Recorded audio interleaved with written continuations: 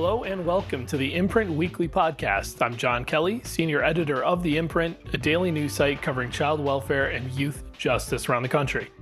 You can read all of our coverage at imprintnews.org or check us out on Facebook or Twitter at @TheImprintNews. You can also sign up on our homepage for our free weekly and monthly newsletters.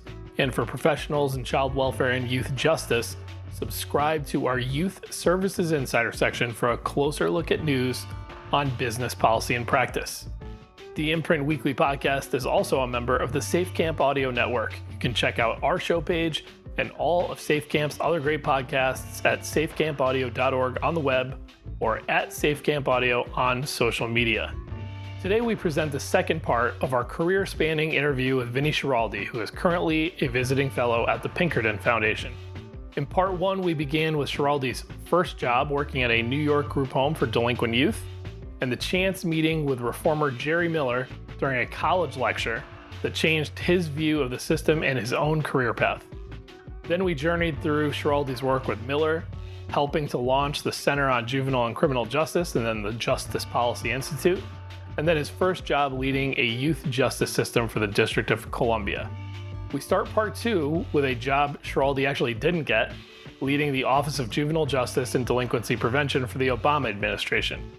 Then we turn to his time leading New York City's probation, the notorious Rikers Island jail complex, and then Maryland's Department of Juvenile Services. And then I bothered him with more big picture questions until he got sick of me, which was understandable around the 3.5 hour mark. So without further ado, here is part two of our interview with Vinny Schiraldi. So you're at DYRS. Barack Obama was elected president. I vividly remember the next day, literally the next day after election, there was this town hall at Georgetown. Were you there? Yeah, I was there. Jay Blitzman, the judge, was there, a bunch of people. And it was this, I've never seen anything like it since, honestly. It was just this like cattle call for ideas. It was just anybody get in line and tell these guys who are going to help with transition what Obama should do on juvenile justice. And that's probably the peak energy I've ever seen in any room for juvenile justice. My recollection was that not so much at that meeting, but that you were immediately a candidate and somebody that a lot of people wanted to get that job as the administrator of the Office of Juvenile Justice and Delinquency Prevention. So let's start with this. Were you contacted by the administration and went through the vetting and all that stuff? Did it get to that point? Were you in talks? Oh, yeah. Yeah, but can I just divert one more thing before I answer that question? I remember that distinctly, that Georgetown event. It was Charles Ogletree was moderating it. And one thing I didn't mention is part of the fantastic reforms we had at Oak Hill and New Beginnings was that James Foreman and David Domenici's nonprofit school, the Maya Angelou School, took over education in the department. It was just night and day fantastic. And they and I both knew Ogletree. So when they were organizing this, the organizers at Georgetown and Ogletree wanted to have youth voice. And so our youth led off the event. We had 4 youth on video, which back then was a big deal. It wasn't all this Zoom stuff that we're now used to. Testify at the very beginning of that. And David Domenici and his team really prepared those kids well. And for the rest of the day, everyone was referring back to what those kids said. It was very rewarding for us and for them. So, yeah, I was interviewed. I actually cannot remember if I reached out to them or if they reached out to me. Things were kind of a swirl back then. But, yeah, no, I got all the way up to Pirelli, who was the assistant attorney general at the time. And it was one of the best interviews in my life. Mark Schindler, Liz Ryan, and Karen Morangi, who had worked on Leahy's staff and I think was then at the Raven Group, prepped the hell out of me. I had a bunch of Chinese food and just hours with them grilling me, and I was really prepared. And so the interview's going great. Carol Mason is really feeling it. I thought I had it. And then at some point, Tom Pirelli asks one of, I think, the only questions he asked during the interview, which was, okay, So you're before the Senate Judiciary Committee, and the OJJDP administrative position was still Senate approved, Senate confirmed then. And Senator Jeff Sessions starts to read 37 Colbert King articles into the record. What's your response? And my first response was, I'm impressed that you know it's 37. I didn't even know it was 37. So Colbert King was a conservative columnist, or I would say perhaps an enigmatic columnist for the Washington Post that was writing constant critical articles about the work we were doing. Anytime a kid committed a crime in D.C., it was Vinny Schiraldi's fault, according to Colbert King. And they made the job very challenging, and I think really had an impact on elected officials, particularly who did not want to be in Colbert King's crosshairs. And I think that kind of was it during that interview. I think the answer there was you pick the guy who doesn't have 37 Colbert King articles. And so that was, to the best of your knowledge, that slate of columns by Colby King, which was voluminous. I remember that it was almost every other week, it felt like, that they were writing about the IRS, was the reason that you didn't get that job. I really have no idea. All I know is I didn't get that job, and that was a very bad moment in an otherwise fantastic interview. They might just not have wanted me for a million reasons. Yeah. So sliding door style, like, what were your big plans? What would you have done with that job? Oh, yeah. It's a weird job, right? I mean, at that point, it was a Senate confirmed, so there was some stature to it that's been taken out of it since. But you're in the bureaucracy. You've got 5 bosses. So saying what you want to say, which at this point, up to that point in your career, has become kind of a trademark of you, all of a sudden becomes harder. So what was your idea for, like, what were you going to do there? Yeah, I mean, look, I've had a couple of government jobs where I've mainly shut up and worked. I mean, if you look at my next job after DC, which is New York City probation, I almost got no publicity at all, but we did a hell of a lot of good stuff. So that was what I anticipated, which is I knew I was going into the Justice Department, and I had already been somewhat practiced in keeping my trap shut as DC's Department of Youth Rehabilitation Services Administrator. So, I don't remember. It was 2010 or something like that, or 2009. You really don't remember what you would have done with the only national juvenile justice job? I mean, 16 years ago, I mean, I've gone down many roads since then. I mean, I look at what Liz did, Liz Ryan, and I hope I would have done half as good as her. I hope I would have used the bully pulpit to rehumanize kids and to put best practices into play and to argue that there are plenty of things we can do aside from locking kids up. One thing I know now some of it's coming back now. I had already talked to some of the funders and said, let's collaborate on working with jurisdictions around the country who are open to a JDAI, and the MacArthur Foundation had models for change at the time, and really see if some of the funding I have can amp up some of the good work you guys have already done, so I didn't have to start from ground zero. Which actually did kind of happen. There was some federal money. This is like this weird period of time where they kind of piggybacked on the foundation reforms during Obama's time. But, were you surprised, though, by what happens instead? Because you referenced maybe this is the meeting where they just decided, let's go with the guy that doesn't have 37 columns. They went with nobody. I mean, there was nobody for a long time. Yeah. I mean, until the second term. Yeah. I mean, that was surprising to me as somebody covering it. That must have been, what were that conversations like in your circles at the time? Like, oh, yeah. Everybody was disappointed. People had such high hopes for Obama. And, like Governor Mario Cuomo says, we campaign in poetry and govern in prose. I think that was an example of governing in prose. I think that wasn't a priority. Yeah. Been with plenty of elected officials for whom this is not a priority unless it gets made to be a priority somehow. And not appointing an OJJDP administrator till a second administration, I think, is a pretty good example of that. Yeah. So you referenced the next job, which is the commissioner for probation in New York City, which is like got to be the biggest job. I mean, that's an enormous department. 30,000 people on probation at any given time, right? In New York City. Yeah. I wasn't looking for that job. I was done. I was going to sail off into the sunset. I figured I'd go back into the nonprofit sector somehow and write a book and do a fellowship with Soros. And I just got a call from them out of the blue. I was actually upstate camping, upstate New York, and I still lived in Maryland. So they were like, Bloomberg people, they were always like, do it now. So it was the summer before I got reelected.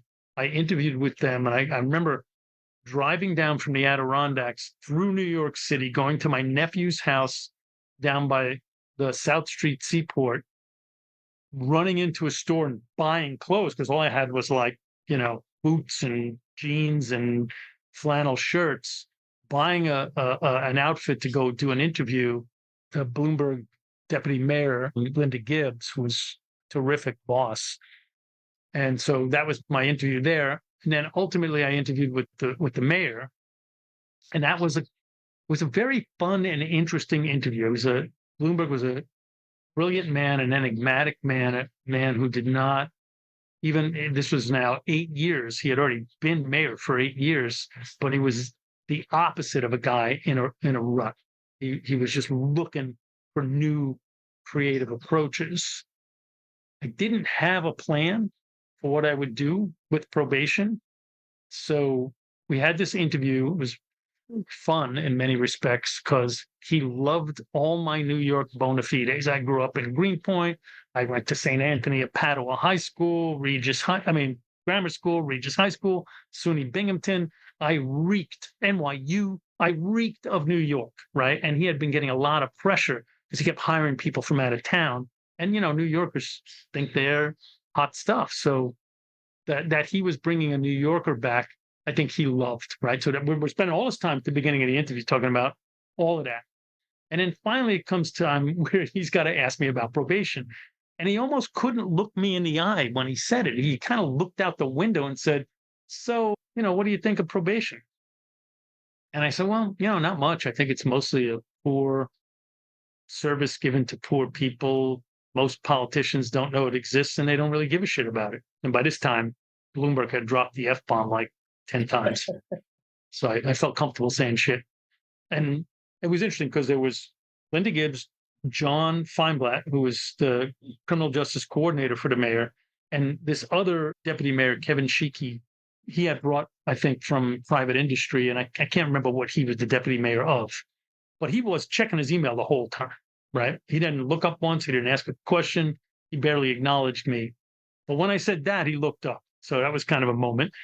And he said, well, tell me more. I said, well, let's imagine probation didn't exist. And all of a sudden, somebody deposited on your doorstep $80 million, which is the budget of your department, and 30,000 troubled and troubling souls, and said, do whatever you want to improve public safety and improve these people's outcomes. I'm pretty sure what you wouldn't do is run out and hire 1,000 civil service protected, disinterested bureaucrats to have them piss in a cup once a week and tell them to go forth and sin no more. He said, no, I'm pretty sure I wouldn't do that. I said, well, look, I haven't been in your probation department, so I'm not picking on you, but I bet that's what you got right now. And he turned to John Feinblatt and Linda Gibbs, and they both sort of shrugged and said, yeah, that's kind of what we got right now. And so then he said, well, what do you think we should do about it? And a brawl broke out, right? Everybody started saying, we should privatize it. We should do this. We should run more programs. We should do. And Bloomberg could barely get a word in edgewise, And I thought, okay, this is the kind of intellectual / brawling atmosphere I can thrive in. And then we finished. I drove away, and on my drive back down to Maryland, where I lived, I got a call. It was like a half hour. And he called me and offered me the job and said, as he said to every commissioner, don't F it up. Which, by the way, that's what he's telling you there is I'm not going to micromanage you, right? It's kind of a funny thing, but he's also saying, you got it, roll with it. So it's really a double, it's like a forked tongue message. It's I'm giving you latitude in this, and if it blows back on me, I'll also have no problem getting rid of you. Yeah, I mean, and I'm going to hold you accountable, which I think is really, that's what Bloomberg did with education. I'm not saying I loved everything the guy did. I'm just stop and frisk. They were stopping 200,000 young black and brown men a quarter when I was in his office. And, to his credit, anytime he had this bullpen thing where, he was just sitting in the middle of a big room and that's where all his deputy mayors were. So anytime I met with my boss, he was there. And they all had, Bloomberg paid for free food and coffee and stuff like that. So I would always go early, grab some donuts or it probably wasn't donuts because he's a health food guy, but coffee. Right. I'd belly up to the food bar and he'd come over and say, "What communist shit are you here to do today?" And then we'd get in an argument over stop and frisk.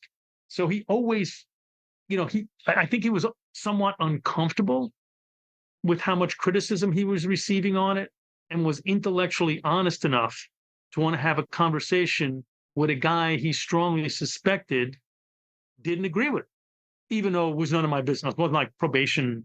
I wasn't stopping and frisking anybody, although certainly plenty of my guys were getting stopped. And so I thought that I didn't love stop and frisk, but I thought that was better than just burying his head in the sand. So within that, the way that New York City probation works, it's like all of it. It's the adults and the youth. So how different was one from the other? I mean, you described what I'm sure was the case for adults, but was there any differentiation? And if not, what did you do with it? What changed? Well, so one thing that's just bears mentioning is when I took over, the age at which you aged out of juvenile court in New York was on your 16th birthday. So 16 and 17-year-olds and everybody older than that were adults for all purposes. They went to adult court. They were prosecuted as adults. They went to Rikers. They didn't set foot in the juvenile system. So the juvenile system was pretty small. We had 2,500 people on probation, and we did have the ability to divert kids for, I think actually most charges, because I remember we were diverting kids on robbery cases, but they were all 13, 14, 15-year-olds, not 16, 17-year-olds. And the experience was wildly different. I mean, if you went into our adult waiting rooms, they were houses of pain. You just waited online. You got, searched coming into the courthouse, then searched again coming into our room. You take your belt off, shoes, all that stuff. The waiting rooms were completely dilapidated. It wasn't one, even those hokey motivational things, nothing. There were white sheets of paper saying what you couldn't do. You don't wear your do-rag, don't sag, don't listen to earbuds, don't bring your family, right? So what the hell were people doing if they had little kids? It was just crap. The juvenile was much better. They were nice offices, mostly. The staff were more friendly. I don't know that we were doing excellent work. The woman that ran it, she quit not long after I got there because she was, at retirement age. I think knew about best practices, and so I think it was much better than the adult probation experience. Nowhere near as good as it should have been, but that's something.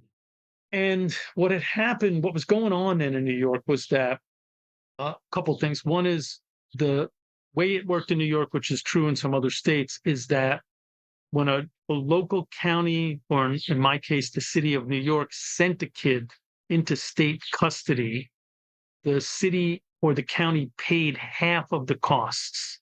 And the costs were around $250,000 per kid per year back then. So it cost a fortune. I had started in 2010, which is a year and change after the crash, right? The Great Recession that hit New York particularly hard because New York's very dependent on real estate taxes and taxing stock exchange trades. So New York took a disproportionate hit during that recession, and paying $125,000 per kid to send them to the OCFS, the Office of Children and Family Services, that was legendarily awful, was really sticking in Bloomberg's craw. Then one of our kids from the Bronx, a 15-year-old, was killed in custody at the Tryon facility.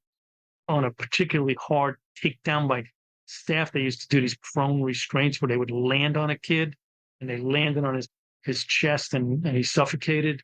And the coroner called it a homicide, but the prosecutor in the upstate community didn't prosecute any of the staff because he knew what side his bread was buttered on. So Bloomberg was furious about youth justice in a way that was justified and useful from my perspective, because as somebody who wanted to shake things up, I had an opportunity.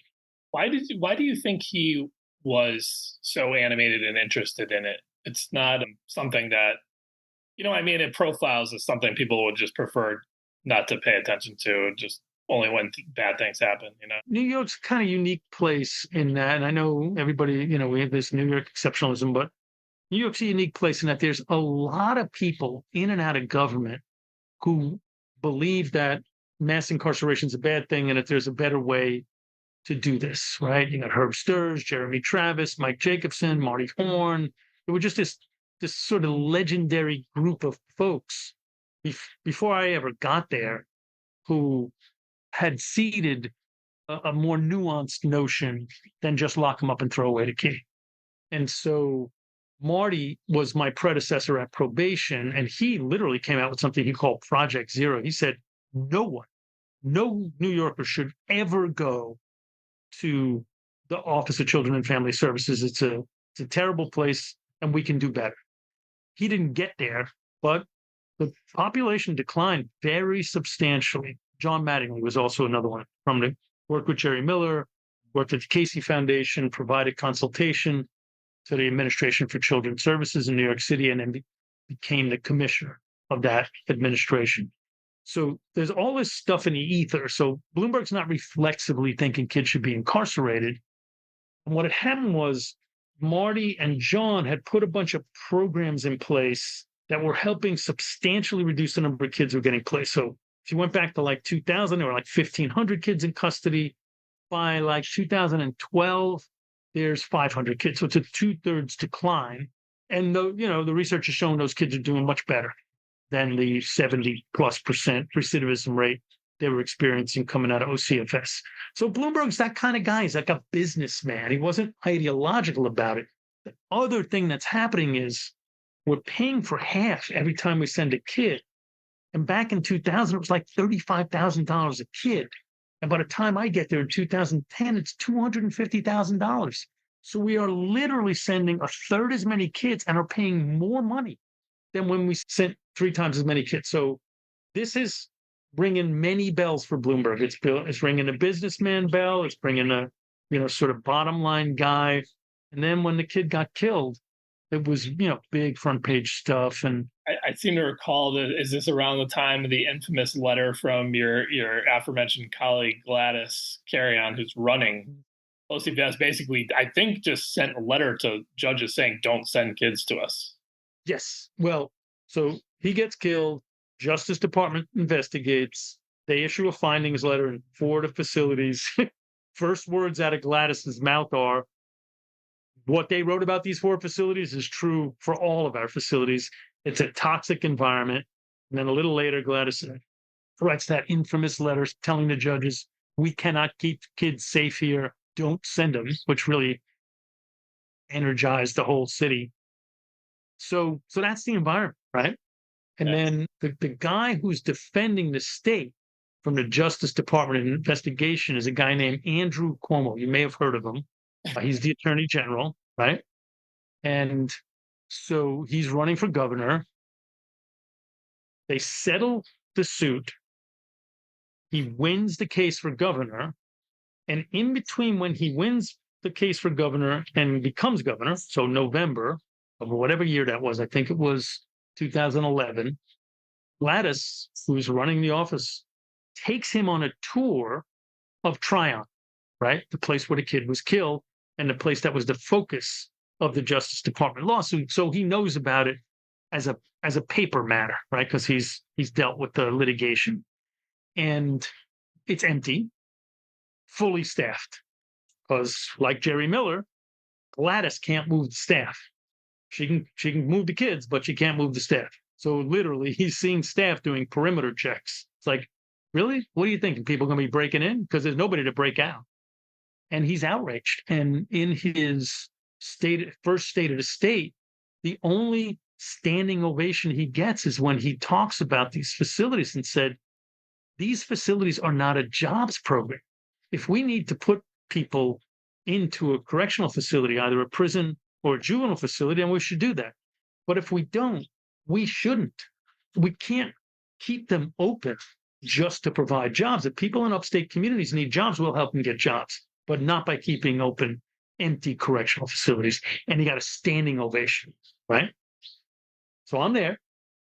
All of this is happening. There's frustration in the administration, and Bloomberg files a lawsuit against the state for all these things I just mentioned: terrible conditions in the facility and overcharging for placements. I talked to his lawyers. They're like, nah, there's no way we're going to win this. It's really just something we're doing just because he's frustrated. So I had known about what was going on in Wayne County, Michigan, Detroit, where they had taken almost all of their kids out of state custody. I think there were like 7 kids left from Detroit in the Michigan equivalent of OCFS. And it was a similar situation, terrible conditions. And every time they sent a kid, they paid 50%. So I suggested to the mayor and to my boss, Linda Gibbs and John Feinblatt, why don't we do that? Why don't we ask Cuomo if he'll give us all those kids back? Give them all back to us and the money. I know we'll have to negotiate so he can save some money, and we'll deal with them ourselves. And it was interesting because Bloomberg was open to the idea, especially when Linda and John were open to it. And we started to design that process. We brought all the stakeholders in the room, the judges, the prosecutors, defense attorneys, the advocates. And, we were having this ongoing series of meetings. And Bloomberg, you always had to show him charts and graphs. So we show him this chart. And, this is like meeting number 3 or 4, where he's trying to decide whether to actually ask the state to pass a law that creates this system. And he says, what's that N on this chart? And it's like 500 kids. That's how many kids are in state custody. He said, really? It's 500 kids? And he looks around the room. He kind of counts the number of people in the room. He says, I don't want to ever have a meeting on this again. Just do it. He says, I think there's like 30 people in this room. It's like 4 to 1. Just do it. You know what I mean? It's like, well, it's not 4 to 1, 8 to 1, whatever it was. And that was it. And then we started negotiating. Cuomo, to his credit, was supportive right from the beginning. I think him and Bloomberg had a pretty good relationship. I think in part he saw the sense in it. In part it was offloading a problem because the city's kids were about 40% of OCFS, and he was under a federal lawsuit. We sat down, we designed a pretty good system called Close to Home. New York City doesn't send any kids into state custody now from its juvenile court. I think there's 60 kids in Close to Home facilities, down from 500 when we started planning it. Most of the kids are just home at wraparound services, and juvenile crime plummeted the 3 years after we started Close to Home. It went down twice as fast as it had gone down in the 3 years prior to the passage of Close to Home. So again, I'm not saying that's causal. It's hard to know exactly what causes what. But again, it'd be hard to argue in endangered public safety. You feel like, from what I know you're not there every day now or anything, but like that Close to Home is essentially embedded. We talked about that with DC, like what gets ingrained and what doesn't. Is there an ever-present fear that somebody's going to successfully push for kids to, get sent upstate and all that? Or yeah, no, that's become very structural, very, very difficult. I mean, Mayor Adams, who increased the Rikers population 42% from when I left on the last day of Mayor de Blasio's term to today, they haven't touched Close to Home. Next up is sort of a return to academia. Not a return, really. Your first kind of gallop through it. Harvard, then Columbia. Yep. Went to the program in criminal justice. So Bruce Western. So remember, I'm the head of probation, which is 30,000 people, mostly adults. We only talked about the juvenile part, but it's mostly adults.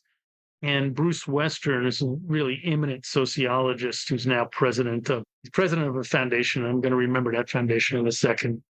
He was running what they call at Harvard an executive session, which is like 3 years of ongoing meetings that result in a lot of forums and papers on a selected subject. Some people claim that the executive session on policing was what was responsible for coming up with the idea for community policing, for example. And you have people from different walks of life, somebody that used to be on probation, some judges, a couple of probation administrators, researchers, prosecutors, defense attorneys, and you discuss issues, debate issues, write papers, present those papers, and then present them publicly.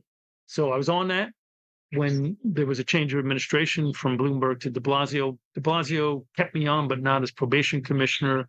I worked in his mayor's office of criminal justice for a bit. But then Bruce offered me a job at Harvard as a senior researcher. So I went there, started several programs focused on young adults in the criminal justice system, on ending youth prisons and moving away from the youth prison model, and on reforming probation and parole for adults. So out of this, that kind of period of your life, I know this isn't just your brainchild, but a number of people, and it's still going on. But is it accurate to say the Youth Correctional Leaders for Justice was sort of born out of this period? Yeah, absolutely.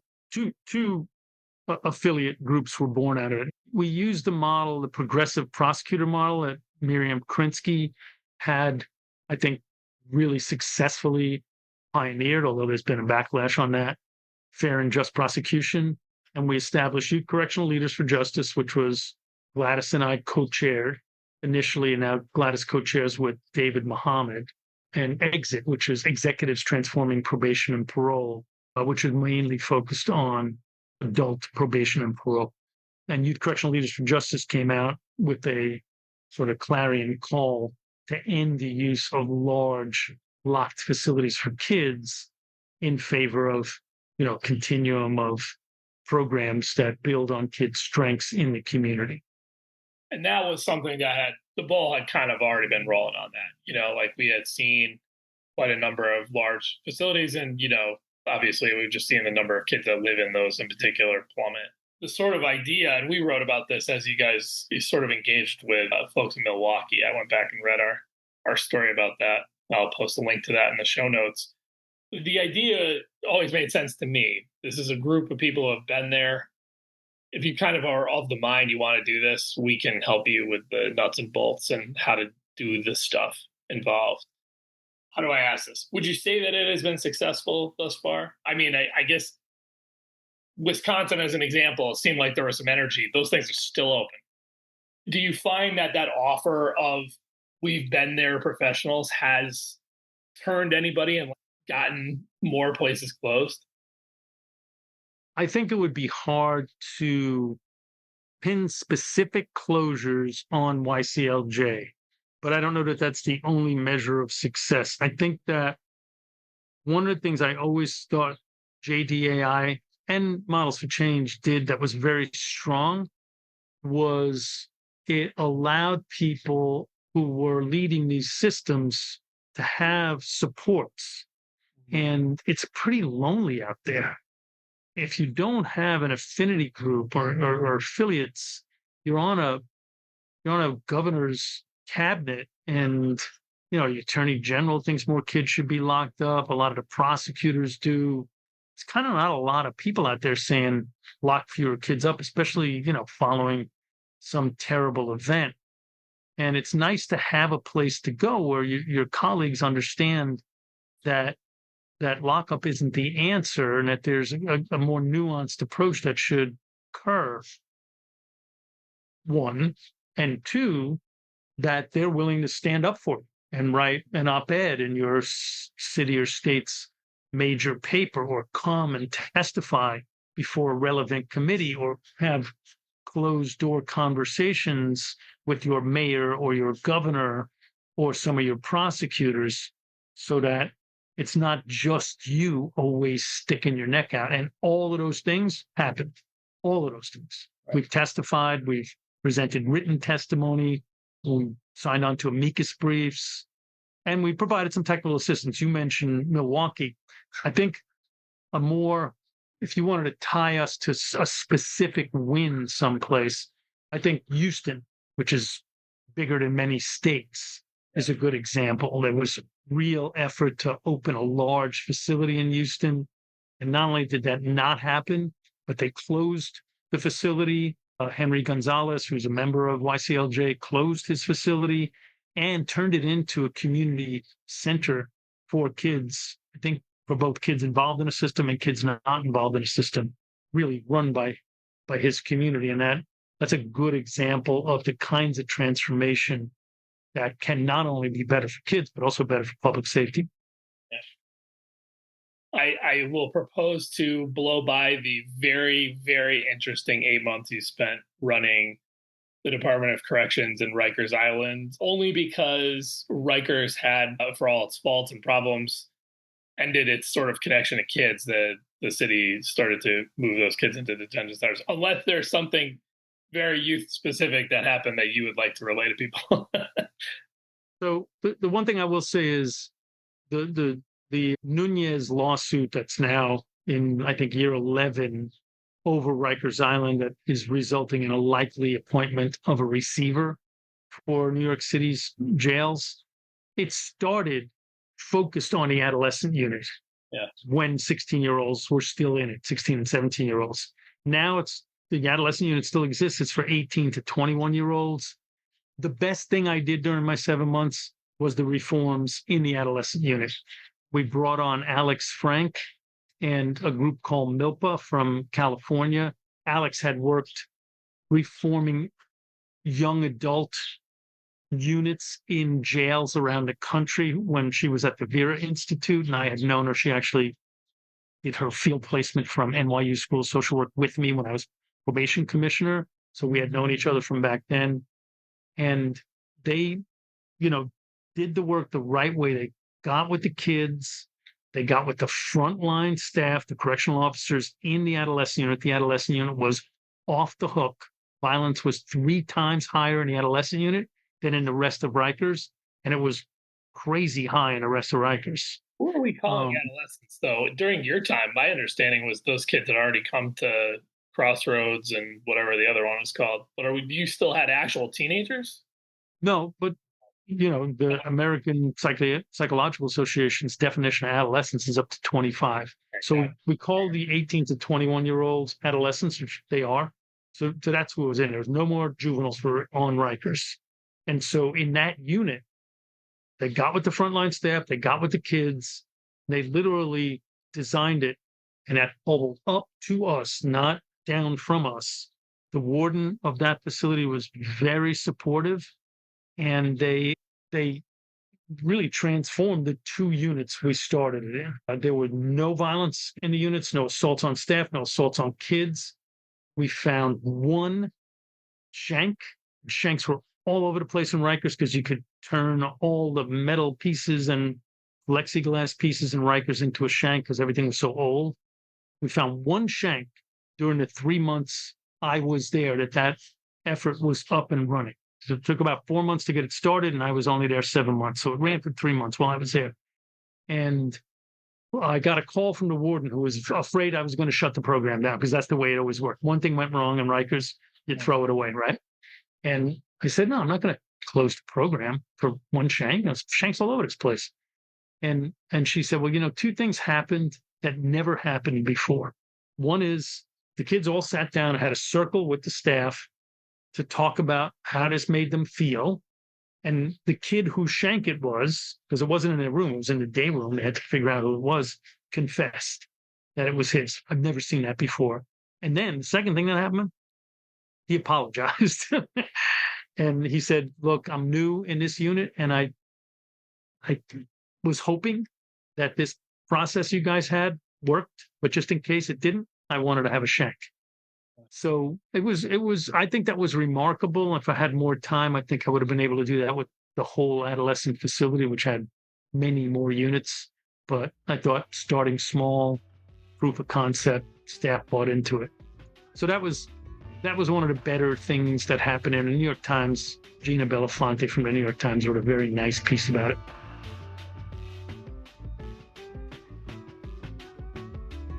Are you a professional in the field of child welfare, juvenile justice, or other family and youth services? Subscribe today to Youth Services Insider, the imprint's exclusive section on all the insider news you need to stay in the know. Funding opportunities, major federal and state policy shifts, interviews with key leaders in the field. It's all available only for our Youth Services Insider subscribers. Sign up for a monthly or yearly subscription today by visiting imprintnews.org/subscribe. Our podcast listeners get 10% off their subscription by entering the promo code PODCAST10. That's imprintnews.org/subscribe and get 10% off your subscription by entering the promo code PODCAST10 today.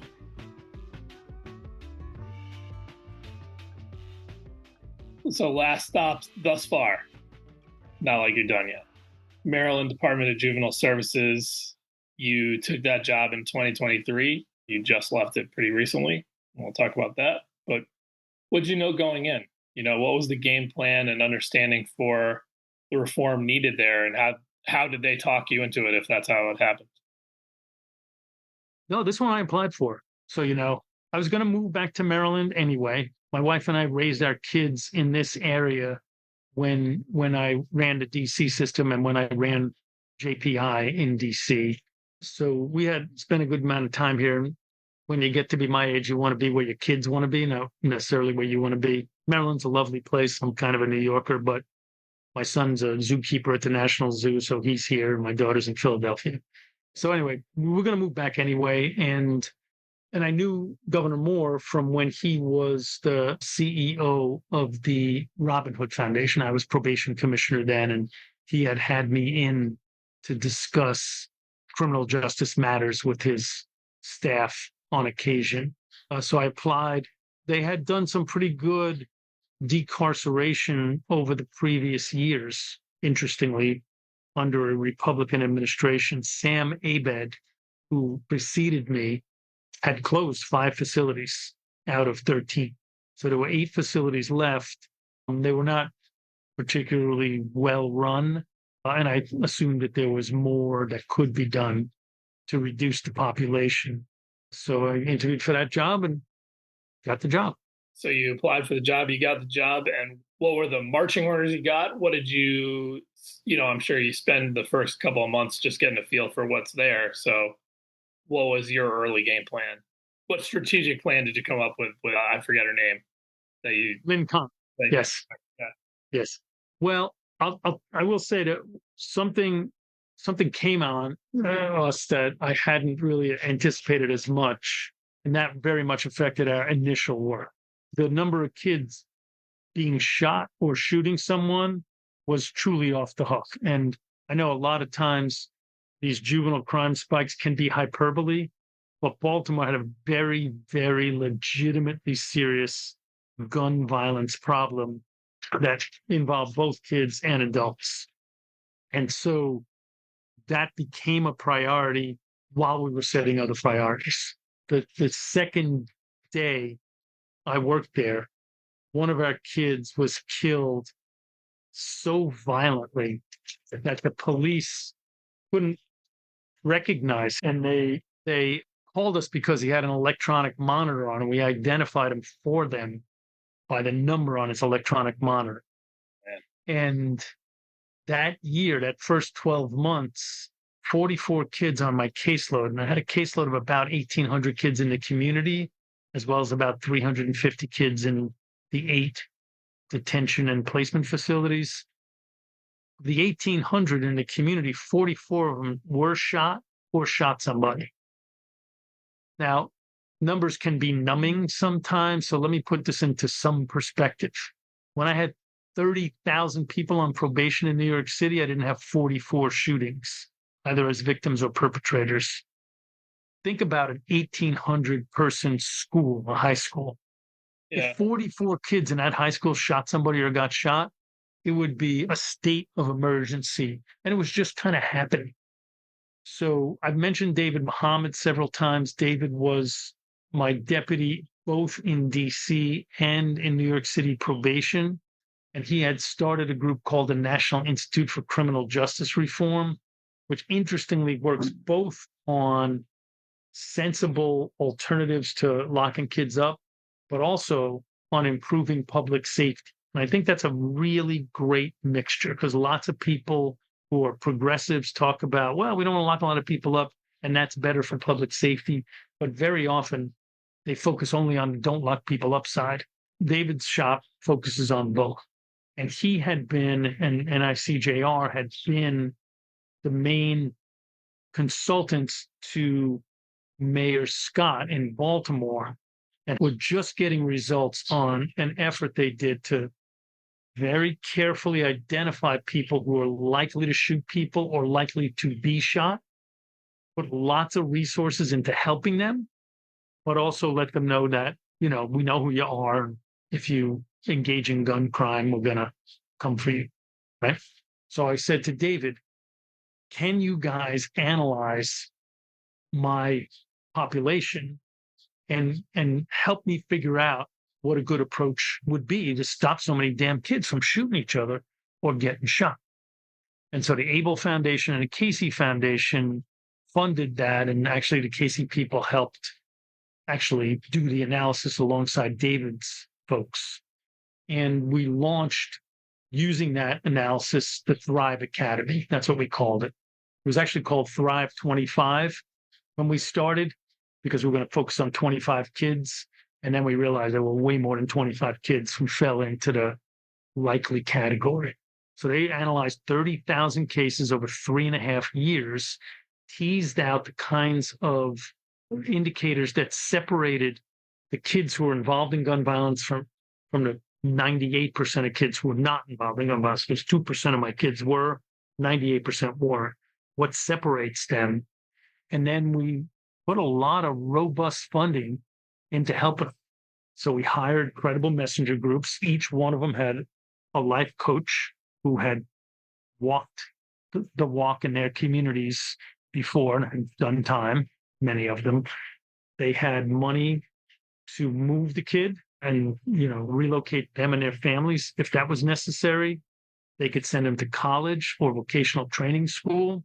They could provide stipended work. So if little John wants to become a mechanic but has no mechanic skills or experience, we'll pay Vinny the mechanic John's salary to bring John on as an intern for the next few months until John's good enough that Vinny can pick him up and pay his salary.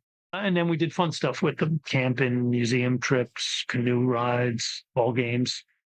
And so that was one of our major first efforts that found its way into the strategic plan. But I wasn't waiting around for a strategic plan to do that one. I was just too crazy. And the results were pretty fantastic, I think. We did it in the 4 jurisdictions that accounted for 82% of the gun violence in Maryland. That would be Baltimore City, Baltimore County, Prince George's County, and Anne Arundel County. Gun violence by kids in those 4 counties dropped more than it dropped in the remaining 20-something counties.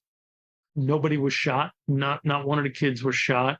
And 4 out of 5 of them were not arrested for any gun crimes while they were on the program, which program lasted about 6 to 9 months, depending on the kid. It was totally voluntary.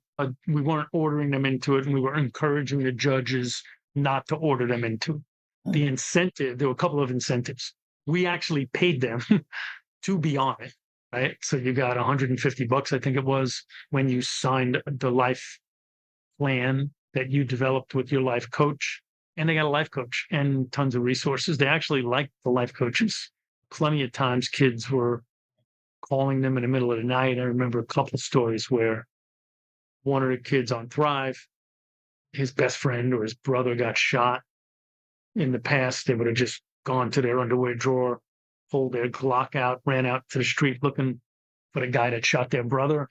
But instead, they called their life coach. Life coach came over. They sat at the kitchen table with mom. And they de-escalated. So yeah, they got paid, but we did not mandate it ourselves. And we encouraged the judges not to. And I think the judges mostly stuck with that. They liked the program. And I didn't want, inappropriate kids to be put on the program. So it wasn't an alternative. But then we had such a great experience with credible messengers that what we did was we started a second program that's very similar to programs I ran when I was at CJ and JPI, where we got a credible messenger group and this other group called Heart Smiles, which is a kind of evening vocational program. And we have all these kids in our custody. It's about 2/3 of the kids in custody in the Department of Juvenile Services in Maryland are being tried as adults, twice as many as the kids detained for juvenile matters in our detention system. And they take months and months, mostly 85% of them get returned to juvenile court through a reverse waiver process. But in the meantime, they've sat for 6-7 months. When that kid gets put back down and they start the juvenile process all over again. So we have this new program that we started in April called Access that is similar to Thrive.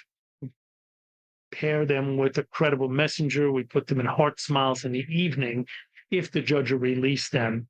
So the judge has now released 2/3 of the kids who have been reverse transferred back to the juvenile court instead of detaining them. And over 90% of them make their court appearances without getting rearrested. It's the same experience we had in DC. Yeah. You sort of give a hypothetical in that description of somebody wanting to be a mechanic, and you pair them with a mechanic to learn how to do it and all that. How prevalent is that conundrum among the young adults and young people that you see, where they have some sort of specific thing they might want to do, but their skill set is so far away at that time, that it's needs another layer to get them there. Yeah, it's a bunch of things. It's not just a skill set.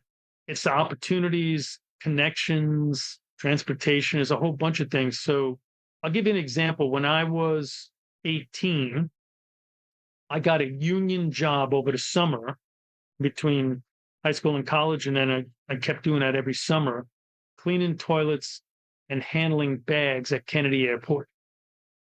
I was not born with, nor had I accrued any special skills in that regard prior to me getting that job. I got that job because my father worked at Kennedy Airport and he knew John, and I'm not making that up. His name was literally John, who worked at that company, who got me in. I don't know if the kids in Bed-Stuy who were 18, who had just as much ability to clean toilets and throw bags around, had that chance. My dad had a car he let me use. Otherwise, there was no way I was getting from Greenpoint to Kennedy Airport by 7 o'clock in the morning to do that job. So, and I'm giving you that example because that's true with these kids. How do you become a mechanic? Some kids, they work on their cars and things like that, but part of it is you got somebody that can help you get that job. And I think a lot of the kids in the system come from situations where they don't have that connect. Because really, that entry-level job is where you're going to get those skills, and they didn't have that first connect. So part of what I viewed our job was to help them with that connect, and we sweeten the pot to help make that happen. So I think it's more than just a skill set.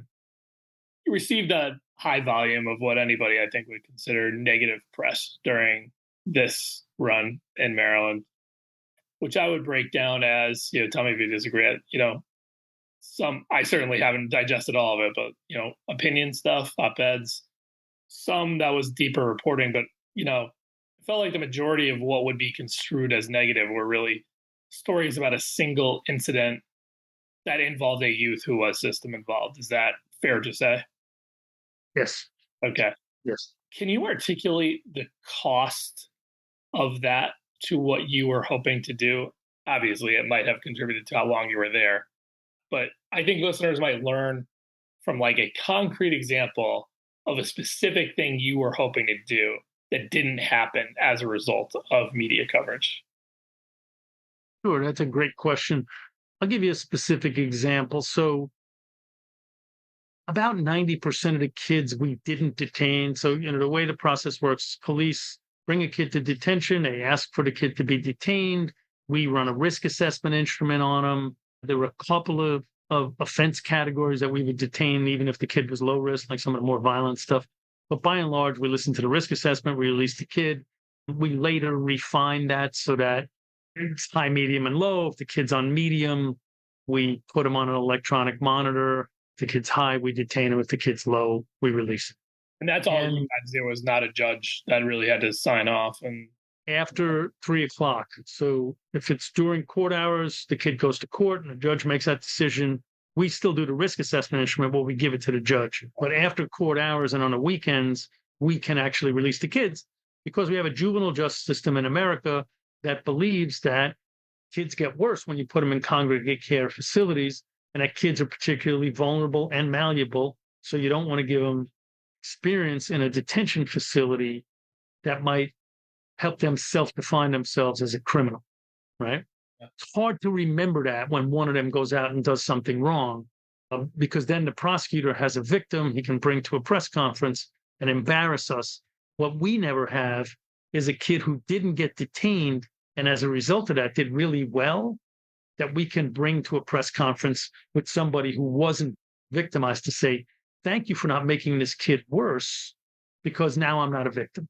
We will never have that. And so that sort of feeds into some prosecutors and police's storyline about how these juvenile systems just willy-nilly release people in a willing media that is available to cover idiosyncratic cases as if they're trend lines.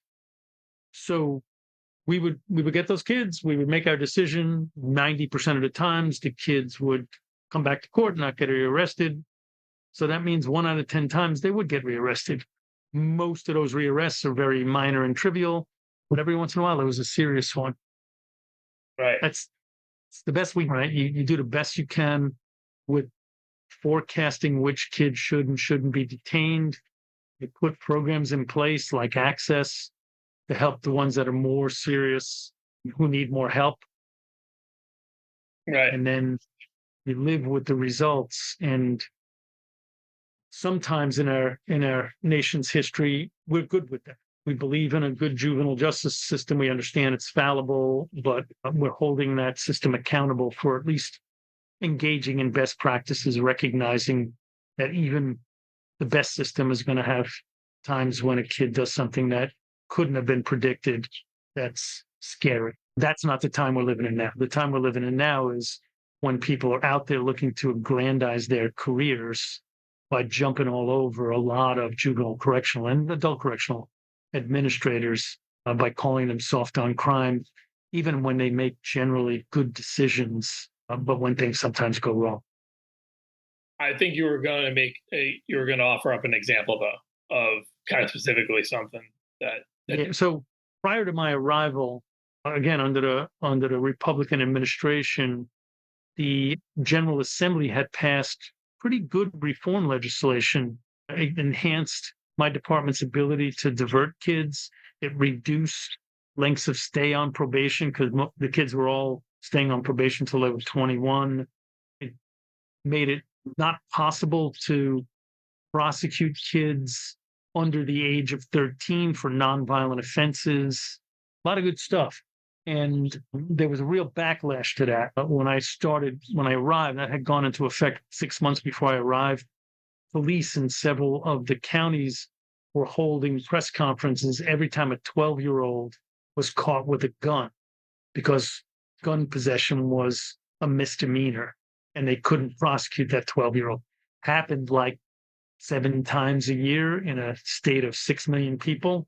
But that became sort of the emblem for the reforms that had gotten passed prior to my arrival. And those reforms, interestingly, were so popular with the legislature that Governor Hogan vetoed them, and the legislature overrode his veto. So it was 2/3 of the legislature thought this was a terrific idea 6 months before my arrival. A year after my arrival, the legislature passed legislation to roll back some of those reforms. So one example is we used to be able to divert kids who were arrested for nonviolent felonies. We actually didn't do it that much. 4 out of 5 nonviolent felonies we forwarded for prosecution, which was something I was trying to work on so that we would divert more of them. But when we looked at the outcomes for the 1 out of 5 that we diverted, 92% of them didn't get a new adjudication within a year of being diverted. That power is now gone. That reform legislation took it away. And I did reach out to some researchers at the University of Maryland who I believe are researching the outcomes, because it'll be interesting to see. It's a natural experiment. When DJS was diverting these kids, how'd they do? And how are they doing now when that power is shifted to the prosecution? And your view is that that was largely that sea change in the legislature's attitude about it was driven by media coverage during your tenure early on. Yeah, I mean, that started before I even got there. I mean, not before I got there, but yeah, maybe before I got there. I think when I was announced, Fox 45 News in Baltimore decided this was going to be the way to pick at the first Black governor in Maryland's history, Governor Westmore, by coming after the liberal he just appointed to run the Department of Juvenile Services. So they found a paper I had written with Bruce Western and Kendra Bradner at Harvard, in which we took a look at the research around emerging adults, young adults, and suggested that they look a lot more from a sociological, developmental, and brain science perspective like juveniles than they do like older adults, and that they should get mitigated treatment and there should be consideration to having them in the juvenile system. That's what Germany has done. I visited there a couple of times. Young people up to age 21 can be in Germany's juvenile system when they commit their crimes. So they just latched on to that and started saying that this guy doesn't think kids should ever be held accountable, even up to age 25, and on and on. So every other department head, every other secretary was unanimously confirmed by the General Assembly. I got no Republican votes. And this basically happened before I even knew what a bathroom was, by the way. Going back to the nature of news coverage, like I was referring, a lot of stories about youth in the criminal justice system are kind of that one-off story that I'm assuming a lot of times somebody hears it on a police scanner or get a tip and then they go and write it up. Is your view that those stories are innately inappropriate to write, or do you dispute the way in which they are written? What's your view of the general grist stories that feed the beast every day about the justice system? Yeah, so when I was at the Justice Policy Institute, we had a partnership with the Youth Law Center's Building Blocks for Youth initiative, which funded a lot of research and public forums about youth justice in America at a time when it was, under very substantial attack with the super predator era. And Lori Dorfman from the Berkeley Media Studies Group and I published a meta-analysis called Off Balance, which was a study of studies of media coverage of crime by race, and crime by juveniles. And what we concluded was that there was exaggerated coverage of crime by people of color. They were depicted more frequently in news stories as a percentage of perpetrators and undercovered as a percentage of victims. That the same was true of juveniles, and with juveniles, it was really dramatic. So juveniles were arrested, young people were arrested for about 14% of crime, but we found that 50% of media coverage of crime involved juveniles in this one particular study we saw in California. And that this was influencing public opinion. Unlike lots of other stories, for example, if somebody writes a story today about the substantial decline in the price of eggs, I'm going to go to the store and buy eggs, and I'm going to have a way to reality test that. With juvenile crime, thankfully, most people report that they know what they know about it from media coverage, not from personal experience. Most people are not victimized by juveniles. So they know what they know about it from media coverage. And the more they rely on media coverage to tell them the story of juvenile crime, the more afraid they are. The more afraid they are, the more they spit that back into public opinion polling, which elected officials increasingly do, and the more willing elected officials are to pass draconian laws. When this bill I just talked to you about, this second reform bill that rolled back some of the other reforms, was announced, the president of the Senate, in a moment of remarkable honesty, said, this isn't about real juvenile crime.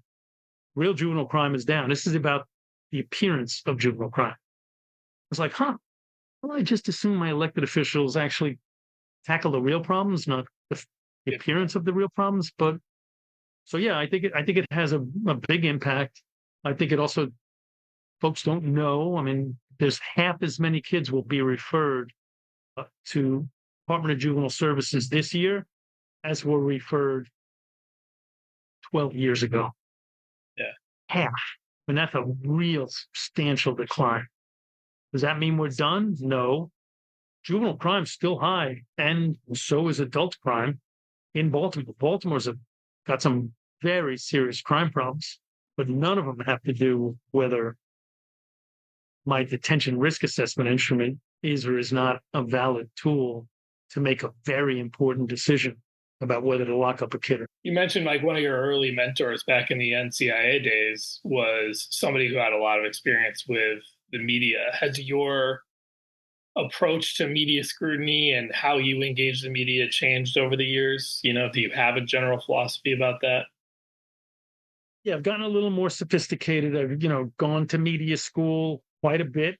Lori Dorfman from the Berkeley Media Studies Group helped us a lot. The Vera Institute actually had done some polling that suggested different ways to message that they took me through in the last couple of years. And I think those are both helpful. And I think there needs to be some caution. It's helpful to have good talking points. But I think if you look at the way the right wing handles this when they want to lock more people up, they very much focus on idiosyncratic emotional stories. And I think one of the things that our side of this, the side of this argument that doesn't want to lock a lot of kids up, is we lead with data in a way that I don't think ever was all that persuasive to the general public, and is especially less persuasive now that, the Trump administration, so many on the right, have called the validity of data into question. I mean, we were killing people during the pandemic because we didn't believe the data around it. If we were willing to expose grandma to a life-threatening disease because we didn't trust science, I'm pretty sure we're going to be willing to lock more Black kids up because we don't trust science. So we need to, I think, pivot. I think the data is important. It's very clear that locking kids up with adults worsens their outcomes. It's very clear that Maryland is a leader in this field. We put more kids in adult prison per capita than every state in the country except Alabama. 6% of the people in our prisons entered when they were juveniles. That's true for 3% of the prisons nationally. And 91% of those young people are young people of color. Those are all really important statistics. They matter. If some kid is involved in a terrible crime tonight that gets caught on somebody's door cam and is on the head of the evening news, we should be very careful about how we respond to that and not just use data and let ourselves emote as real human beings as well. Let's talk about Maryland's policies around transfer, because that is somewhat part of the end of the story for your time there. I've read and heard, including from you, a lot of different things about what went down here in the summer as you left. I think there's a clip of Governor Moore saying he asked for your resignation. I know that you'd offered it at some point. And ultimately, you wrote that this transfer policy was a very big part of your decision. Anybody that's paid attention to the issue of transfers in juvenile justice knows that Maryland's had one of these high use. I know you knew that going in. So what changed during your time there? I mean, were you surprised by the extent to which that transfer policy bled into your operation in juvenile justice, or what changed?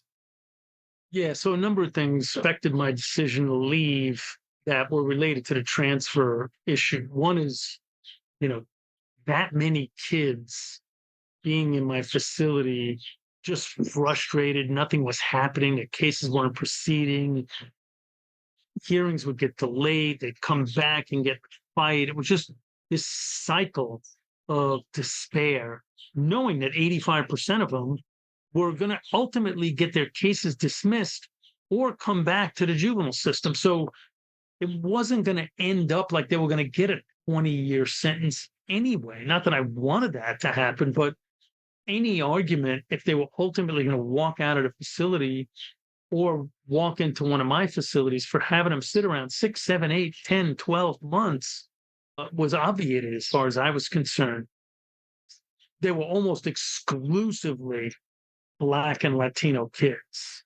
And so the racial disparity of the practice just was really, really unnerving and upsetting.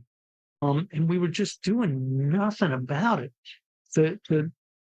There had been legislation to change it year after year after year, and it constantly didn't come out of committee. Didn't even come out of committee, right? To get a fair vote.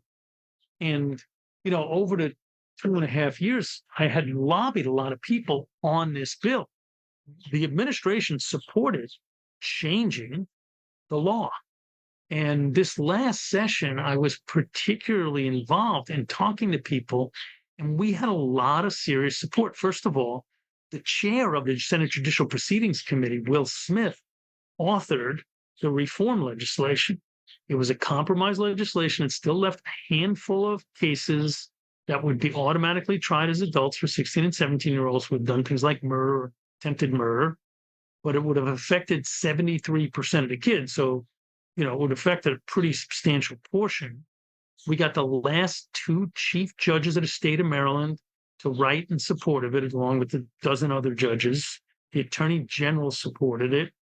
5 OJJDP administrators wrote in support: Liz Ryan, Ira Schwartz, Shay Bilchek, Bob Listenby, and John Wilson all wrote in support of it. Op-eds of chief judge.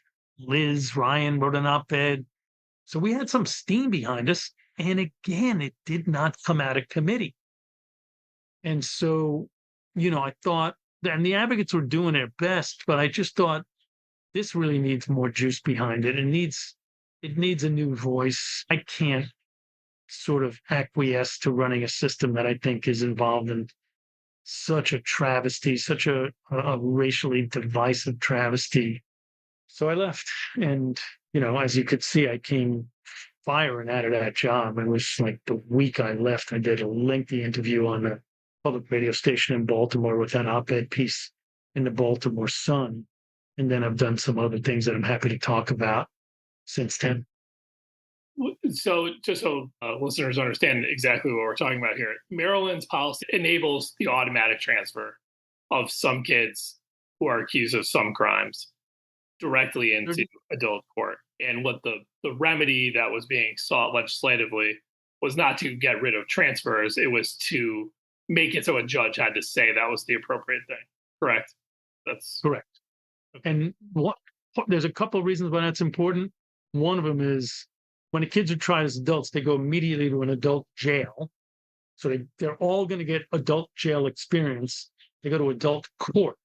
And lots of research shows that when kids go to the adult system, they do worse. They get arrested more frequently and for more violent offenses than when they're retained in the juvenile system. The other thing is that the overwhelming majority of them come back to the juvenile system, but it takes much, much longer because the Speedy Trial Act in the adult courts is so much slower. And so in April, the average length of stay for kids who were being tried as adults in my detention facilities was 128 days. The average length of stay for kids in juvenile court was 18 days. So it's several times longer, and that's just costing us millions and millions of dollars. $17 million in my budget went specifically to incarcerating these kids, most of whom would never end up being in the adult system anyway. And as you said, judges could waive the kid into the adult court anyway if the prosecutor makes a motion. Many of these kids we know damn well from day one, they're never going to end up with an adult conviction. The other thing that was really upsetting too, that I heard over and over from defenders, is that some kids pled out. They were going through this process. They've been locked up for 8 months. The prosecutor offers them a plea to adult probation, or the other alternative is they go back to juvie and start the process all over again and maybe end up in one of my placement facilities, but they take an adult conviction. And now they're going to be saddled with an adult felony record for the rest of their lives and get probably a pretty mediocre experience on adult probation rather than having access to the juvenile court. So I frankly, John, I just couldn't stand it anymore. And I felt like my talents were being wasted, and that I thought that I do have a talent for causing a fuss, and I wanted to bring that talent to this debate because it is so much of what we were doing on a day-to-day basis and doing wrong to these kids. So it sounds like you're going to spend, the near future working to get that law passed. What do you imagine will change anybody's mind? It seems like you brought a lot of, like, the governor supported it. Lots of different people have supported it. What is sticking it in the committee? Like, why isn't it getting it out of the committee? And what is the strategy to unstick that? I think Maryland has some vestiges of the South in it. It's a very nice, polite state, and people don't like to put pressure on their elected leaders. They want to persuade them. And I've now had too many conversations with Maryland elected officials where they say, oh, no, we agree with you on the policy here. It's just the politics. So, okay, we got to change the politics. I remember when Barack Obama said this to some advocates. I can't remember what the issue was, but he said, I completely agree with you guys. Now make me do that, right? Make me do the right thing. And I think we got to make them do the right thing here. I think if it came out of committee, it would win. I think we have the votes. It just needs to come out of committee. And I think that whatever powers kept it from coming out of committee, and I'm not really sure what that was, why a committee chair would not get a vote in his own committee on his own bill, I don't know. If it's really just the thing where you can publicly create enough shame or attention or whatever, that's almost easier than just this one. If it's the one person that's able to hold it in a committee and block it or something like that. We're going to learn whether that's true or not, John. I think we're going to learn that this year. Okay. So after I did the op-ed piece and the radio talk show, I started to come up with another plan along with Mark Schindler, who's also left the department. Mark was my chief of staff again in the Department of Juvenile Services, as well as an assistant secretary. When we were in DJS, we launched a historical research into the segregationist history of our department. Two of the facilities we still run were the successor facilities of a whites-only facility, the Hickey School, established initially in 1853, and a blacks-only facility, Cheltenham, down in Prince George's County, which was established in 1873, 20 years later, as the House of Reformation and Instruction for colored children on a former plantation. Both, when they were established, took hundreds of kids out of adult prison. So we took hundreds of white kids out in 1853, 20 years later, hundreds of black kids out in 1873, the youngest of whom, by the way, was 5. He could fit through the bars in the jails. So we did that research. Maryland didn't desegregate until 1961, when Thurgood Marshall and Juanita Jackson Mitchell, who was Maryland's first black woman lawyer, litigated all the way up to Maryland's High Court with my predecessor department and the Attorney General's office fighting desegregation all the way up to the High Court. In 1961, the court in Maryland ruled that we needed to desegregate 7 years after the Brown versus the Board of Education decision. So we're doing that. We're doing it with the kids. We apply for a couple of road signs to acknowledge this near each of the facilities. But we're hearing that there was a cemetery located behind the House of Reformation, a facility that's in Cheltenham. We look for it a couple of times. We don't find it. But eventually we find it. And then I launched a second wave effort to get pressure on the General Assembly on the auto waiver bill. And how do you, connect those two things, the discovery of this gravesite and what you're trying to do now? So we toured the facility with the senator who chairs the Judicial Proceedings Committee. That's Senator Will Smith, whose bill it was that didn't come out of committee. He announced that he's going to propose his legislation again this year. We brought the Washington Post with us and NBC4 in Washington, D.C. The public radio station backed out because the reporter got sick that day. And what we're saying is this was terrible. Segregation was indefensible. Burying kids in unmarked graves behind a facility when they die in your custody is unforgivable. But at least the leaders of that day established these facilities to take children out of adult prisons. And now we're sending more children, almost all of whom are black, into prisons in record numbers. And this needs to stop. Yes, we need to acknowledge the sins of the past. We need to mourn and we need to heal from them. But we also need to fix the present. We cannot continue to do this to our children. I have a few sort of big picture questions off of all the career history that we just talked about. I don't even know what hour mark we're in, so I appreciate you sticking with me. Don't think these are going to be long, involved answers, so let me get them out there.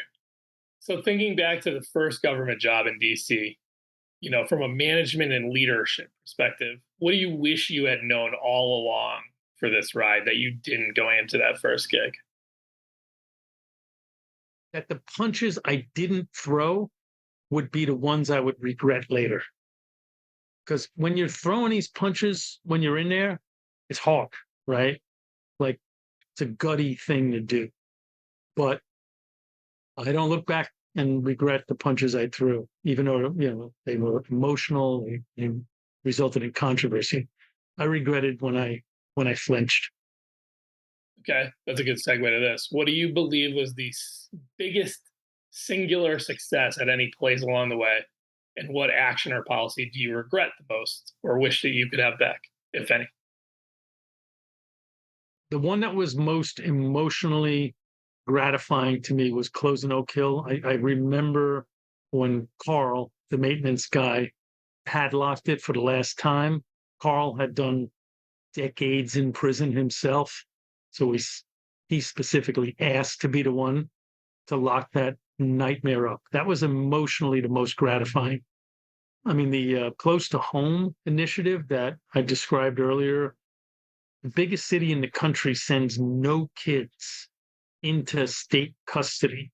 And all the kids who get into any form of custody are in facilities that are 8 beds, 6 beds, 20 beds at the most, all located within or very near the city of New York, as opposed to up in the Adirondacks and the Finger Lakes where they used to go.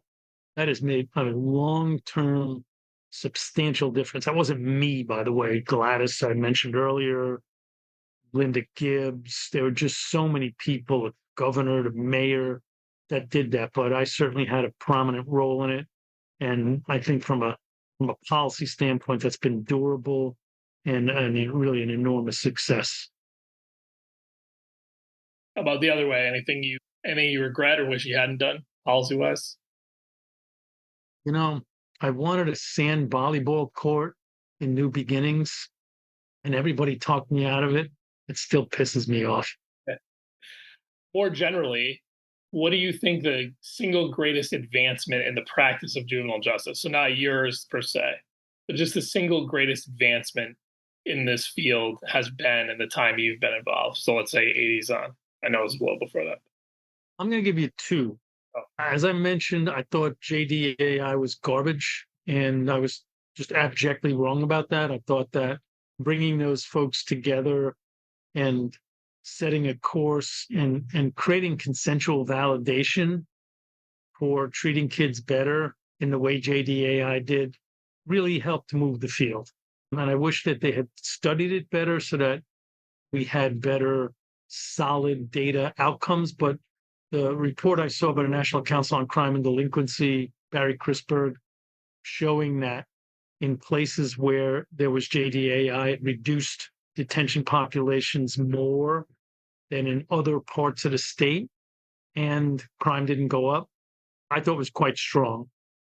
And then I thought that the work that was done to research how kids are different than adults from a developmental and brain science standpoint really did help change the conversation. That has penetrated the highest court in the land, and many of the halls of power that I'm in understand that it's proven that kids are more volatile and emotionally charged settings. They're less future oriented, and they're more prone to peer pressure and peer influence. But that as they mature out of that behavior almost all the time.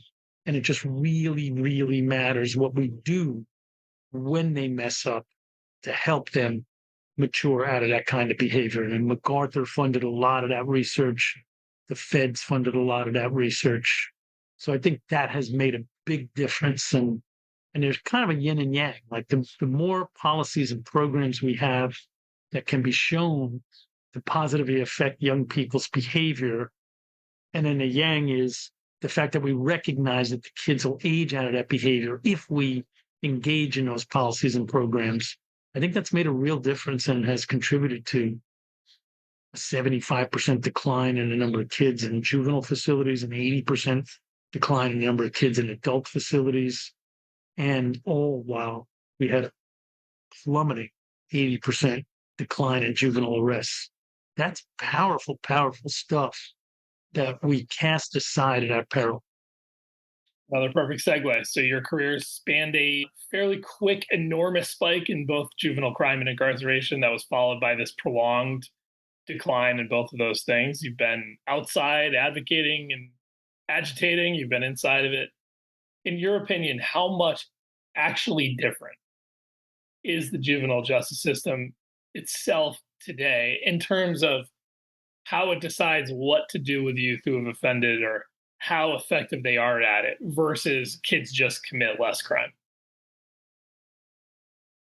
I don't have an enormous amount of respect for public systems interacting with human beings, especially for Black and brown human beings. I am always one to be super skeptical and cautious when the government, particularly in a criminal justice, juvenile justice setting, interacts with poor people of color.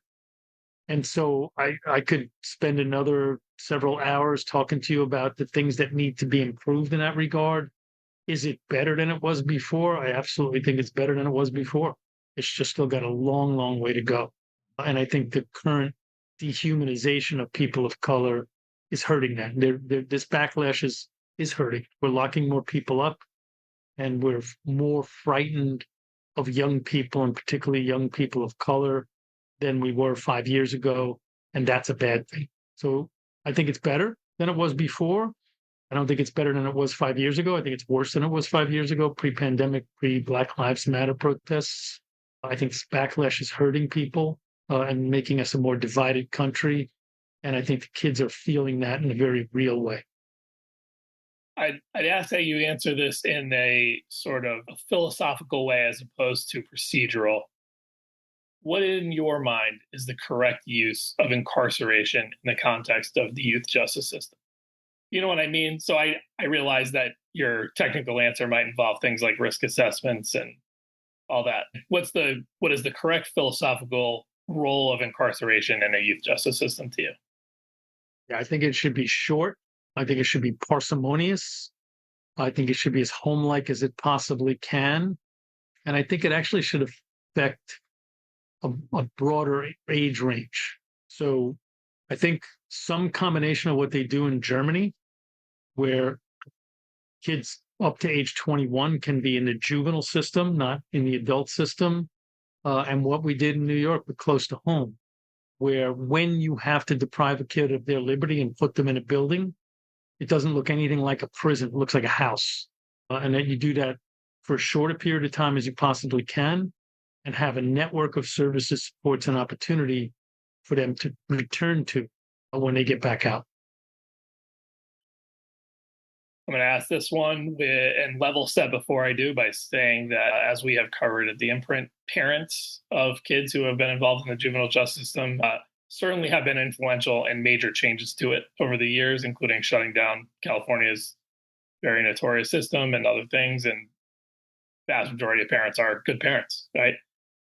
What have you learned to do when parents are either indifferent or antagonistic to your plans or your hopes for a kid in your system? And by that, I mean, for a community solution to work, you kind of need their buy-in all the way to, them not wanting a youth to come home. I know that happens. So I think that when parents are resistant to helping their own children, we need to have a very nuanced view of what's going on.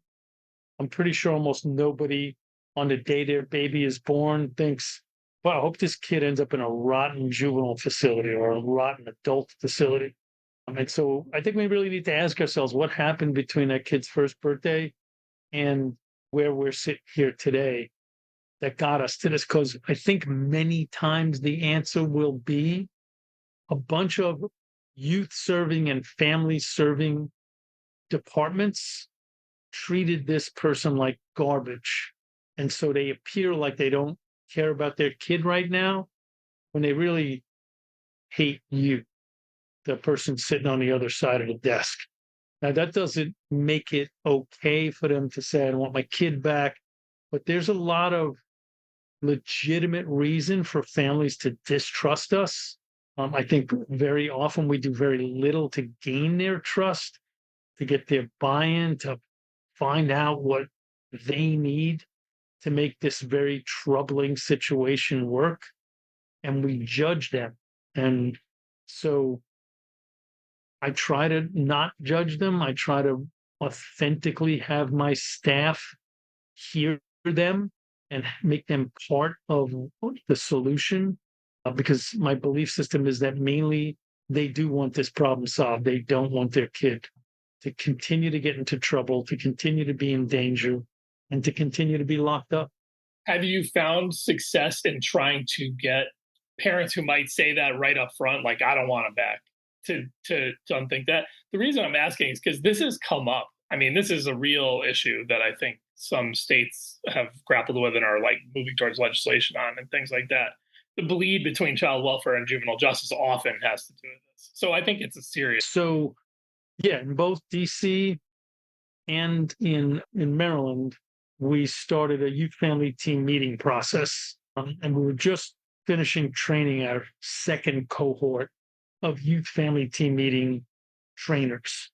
And that's a very different approach to doing a kid's case plan. Very often, a kid's case plan is driven by social worker sits in a room, they read a file, they determine what's going to happen with this kid amongst bunch of limited rote choices.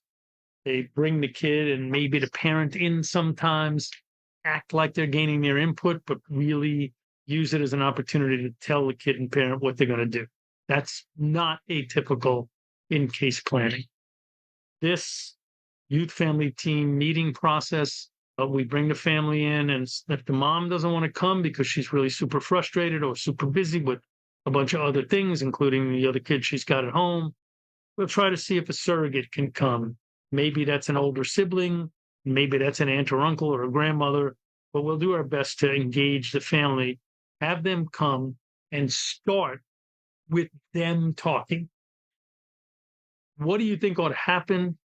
What does success look like for you? What are you good at? And what resources can we bring to the table that will help this challenging situation that we all admit is challenging get resolved? When you start with that, you end up in a very different place. But it really does take training, because a lot of us, and I talked about this from my early time in the system, we think we're smarter than these parents. We think they are the problem. And we bring that attitude with us to these meetings. You kind of have to train it out of people. And we've literally used parents of kids in the system to talk to our own staff to say, when you talk to me like this is how it feels. And they don't get the chance to have that conversation very much. We don't get a lot of feedback. And to hear from a parent, like, I really care about my kid, but here are the million other things that are challenging in my life. And when I sit in your office, I feel judged. I don't think a lot of caseworkers get to hear that feedback, and I think they benefit from it. But that's not all we do. We train them on the very challenging thing of having this dialogue with families who are in distress and coming to a good place on it. It can be done, but it ain't easy. Vinny Schiraldi, thank you for joining us on the Imprint Weekly Podcast. Thanks a lot. Thanks to Vinny Schiraldi, visiting fellow for the Pinkerton Foundation, for joining us today. The Imprint Weekly Podcast is a production of the Safe Camp Audio Network, which is a division of Fostering Media Connections.